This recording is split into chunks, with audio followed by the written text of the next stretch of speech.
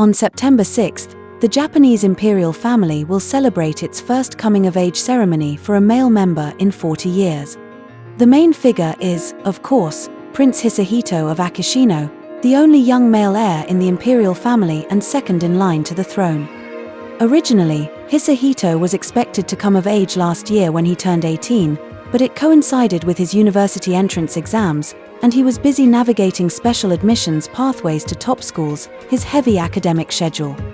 By the end of last year, Hisahito was admitted to Japan's prestigious University of Tsukuba. In February this year, he leisurely obtained his driver's license, and by April, he became a university student. His coming-of-age ceremony was thus postponed to September, to be held on a grand scale as he turns 19. So far, the ceremony has already gone through 3 rehearsals. Indeed, while ordinary people may only throw a birthday party, for the imperial family, even such an occasion requires rehearsals. From August, rehearsals have been steadily progressing, gradually moving from simple observation to hands-on participation and confirming details such as traditional attire. On August 8th, while on summer break, Prince Hisahito was brought to the palace for a solo visit, spending over an hour observing the procedures. On August 27th, he returned for individual practice inside the palace, including rehearsals for the crown ceremony, audience ceremony, and sword and belt ceremony, lasting about 3 hours. On the morning of September 3rd, the entire Akishino family mobilized for the 3rd rehearsal. Prince Akishino, Princess Kiko, and Prince Hisahito departed from the Akasaka estate and headed to the imperial palace. Hisahito, smiling, entered through the Inui Gate before 9 a.m., while his parents arrived by car about half an hour later, lowering the window to acknowledge the press. This September rehearsal carried the heaviest agenda, wearing full traditional court attire, practicing the ceremonial carriage procession, and confirming the routes to the 3 palace sanctuaries, Kashikodokoro, Kryden, and Shinden. Reports say the rehearsal lasted several hours. The last coming-of-age ceremony for a male member of the imperial family was in 1985, for Hisahito's father, Crown Prince Fumihito. Since it is held only once after 40 years, it's no wonder the Imperial Household Agency treated the preparations with extreme caution, repeatedly rehearsing even the details of the visits. The official coming-of-age ceremony takes place from September 6th to September 10th at the Imperial Palace, organized by Crown Prince and Princess Akishino. On September 6th, Hisahito wore traditional attire for the coronation ceremony, receiving the adult crown, followed by the presentation of crown ceremony, in which he formally dons the crown symbolizing adulthood. He then paid respects at the palace and later changed into Western-style clothing for the audience ceremony to greet the Emperor and Empress. According to the official announcement from the Imperial Household Agency on August 28th, Hisahito's celebratory banquet following his coming-of-age ceremony on the 6th, a private dinner for imperial family members and relatives, will be held at a civilian facility somewhere in Tokyo. Japanese media reported that Crown Prince Fumihito and Crown Princess Kiko did not fully agree on the arrangements. Overflowing with maternal pride, Kiko insisted that Hisahito, as the future emperor, deserved a banquet of proper grandeur and also hoped to use the coming-of-age ceremony to raise his public profile. As a result, the dinner was chosen to be at the luxury Imperial Hotel in Marunouchi, Tokyo. On the 10th, a luncheon will also be held at the Meiji Memorial Hall, a prestigious venue related to Emperor Meiji. With venue fees, catering, and security, the total easily exceeds 100 million yen. It's hard to imagine that in 1985, Kiko once stood so demurely at the edge of the frame in photos of Fumihito. According to the Imperial Household Agency's budget disclosure for 2025, this year's crown-making cost is about 2.58 million yen, which likely corresponds to Hisahito's adult crown. By contrast, Emperor Naruhito's only daughter, Princess Aiko, did not even have her own tiara upon graduating from university. Generally, female members of the imperial family do not have grand coming-of-age ceremonies. When Princess Aiko and Hisahito's older sister, Princess Kako, reached adulthood, there were press conferences and they were awarded medals, but no formal ceremonies were held. In Hisahito's case, however, it has become a lavish affair costing over 100 million yen.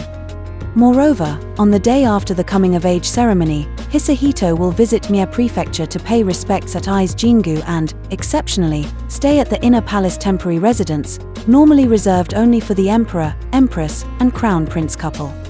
Experts have criticized, saying, the ambiguous status of the heir has led to the outbreak of various conflicts. It's worth noting that Hisahito's elder sister, Princess Mako, does not plan to attend the coming-of-age ceremony of such an important future heir. Mako and her husband, Kei Komuro, were originally invited, but they cited the distance between the US and Japan and the fact that their child is still young as reasons for not coming. Considering the circumstances, it makes sense. Mako and Kei have finally escaped the confines of the imperial family, and there's really no need for them to return. By giving a reasonable explanation, everyone maintains face, which works out quite well. Princess Aiko, Emperor Naruhito's daughter, is on the guest list for the coming-of-age ceremony, but she does not appear likely to attend the celebratory banquet afterward. It is said that the Imperial Household Agency scheduled a disaster prevention meeting, which requires her to travel out of town. It's unclear whether this was the agency's decision or her own attempt to avoid controversy. Some online commentators speculate that Aiko herself does not want to attend, but most believe the issue lies with the Imperial Household Agency and Crown Prince Akishino. One netizen commented, Princess Aiko's attendance at the National Sports Festival disaster prevention meeting was actually confirmed a year ago. The real problem is that the coming-of-age ceremony, which should have been held 2 to 3 months after his birthday, was delayed using the excuse of university recommendation entrance exams, though some say he had only submitted application materials and didn't even attend an interview, and then citing the busy royal schedule around the year-end and New Year. This dragging out and postponing of the schedule is what's really at issue. Of course, many people have criticized Crown Prince Akishino for the extravagant spending on Hisahito's coming-of-age banquet and the frequent special treatment. The imperial residences, built at a cost of hundreds of billions of yen, could clearly be used, which would save a lot of money. Why are such cost-saving measures almost completely ignored? Citizens' lives are becoming increasingly difficult, their burdens growing, yet their requests go unheard. Meanwhile, some people can have any request instantly approved with enormous budgets.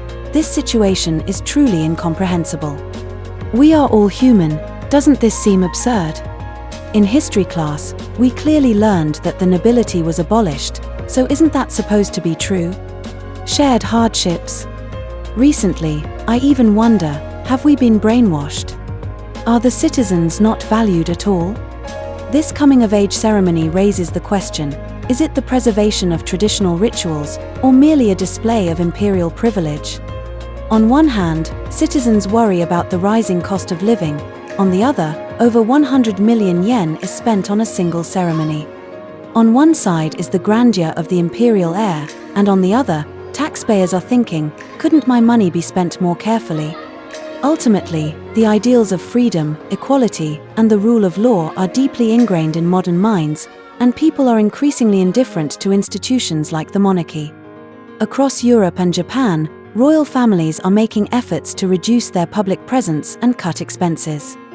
Some, like the Danish royal family, have even stripped grandchildren of their prince or princess titles to encourage them to live as ordinary people, albeit wealthy and well-connected ones. So when Hisahito's birthday is marked with such extravagant fanfare, it's no wonder people criticize it.